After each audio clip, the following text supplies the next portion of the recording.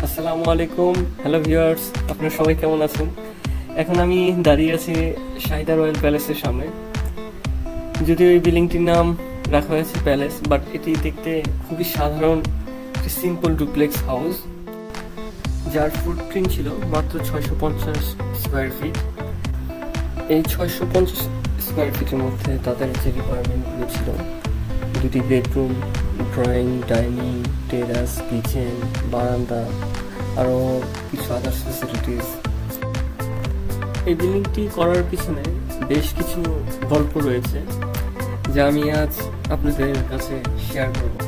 আমার ক্লায়েন্ট হচ্ছে শাহিন ভাই, যে পুরান ঢাকায় বসবাস করে। আমি নিজেও পুরান ঢাকার ছেলে। তো এই বিল্ডিংটি করার পূর্বে আমাদের যে কথোপকথন হয়েছিল, তা আমি পুরান ঢাকার ভাষায় প্রকাশ করি আপনাদের কাছে। হঠাৎ একদিন শাহিন ভাই আমাকে ফোন দিয়ে বলে, ভাই আপনি আমার অফিসে চলে আসেন, আপনার সাথে কিছু গল্প আছে। তো প্রথমেই শাহিন ভাই আমাকে বললো, জুবাইর ভাই, আমি তো খুব অল্প টাকার মধ্যে একটা ডুপ্লেক্স করবার চাইতেছি, আপনি কি কইরা দিতে পারবেন নি? তো তখন আমি বললাম যে, আরে ভাই সমস্যা নেই, কত টাকা আপনার বাজেট? সে বলতেছে যে, ভাই বেশি বাজেট না, মাত্র 20 লাখ টাকা আছে। তো আমি বললাম যে 20 লাখ টাকা বাজেট, ঠিক আছে, চেষ্টা করে দেখি কি করা যায়। তো সে বলতেছে যে, ভাই যেমনি হোক আমার 20 লাখ টাকার মধ্যে আমার একটা ছোট্ট মোট্ট সুন্দর করে একটা বাড়ি বানায় দিবেন। আমার জায়গা অনেক আছে, কিন্তু আমি বাড়িটা চাই ছোট্ট মোট্ট। তখন অনেক ভেবেচিন্তে দেখলাম যে মোটামুটি 650 স্কোয়ার ফিটের মধ্যে তার রিকোয়ারমেন্টগুলো ফুলফিল করা যায় কি না। মোটামুটি 6 মাসের মধ্যে বিল্ডিং দাঁড়িয়ে গেল। তো দাঁড়িয়ে যাওয়ার পর তার পরিবারকে নিয়ে তারা ঘুরতে আসলো। ঘুরতে এসে তো শাহিন ভাই আবার আমাকে ফোন দিয়ে বলতেছে যে, জুবাইর ভাই, একটা সমস্যা হয়ে গেছে গা। তখন আমি বললাম, ভাই কি সমস্যা হয়েছে? সমস্যা হয়ে গেছে, আপনার বাতি যারা তো খুশি না, তারা চায় ছোট্ট মোট্ট একটা সুইমিং পুল, যে সুইমিং পুলের মধ্যে একটু লাফাইবো।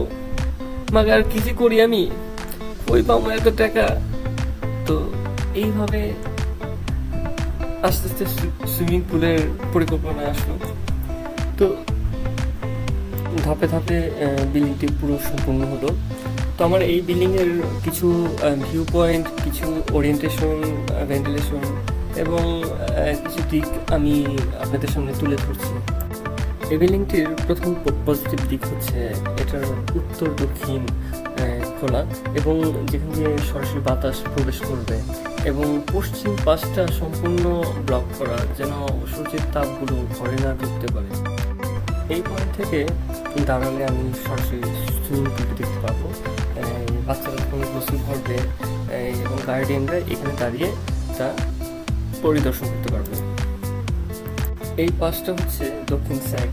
যখন দক্ষিণা বাতাস আসবে, এইখানে বসে দোলনায় বসে সেই বাতাসকে উপভোগ করতে পারবে।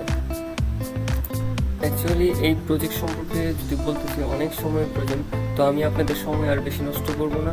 তো একটা কথাই বলবো, অনুগ্রহ করে আমার এই ভিডিওকে শেয়ার করবেন, এবং আমার জন্য দোয়া করবেন। ধন্যবাদ। আসসালামু আলাইকুম।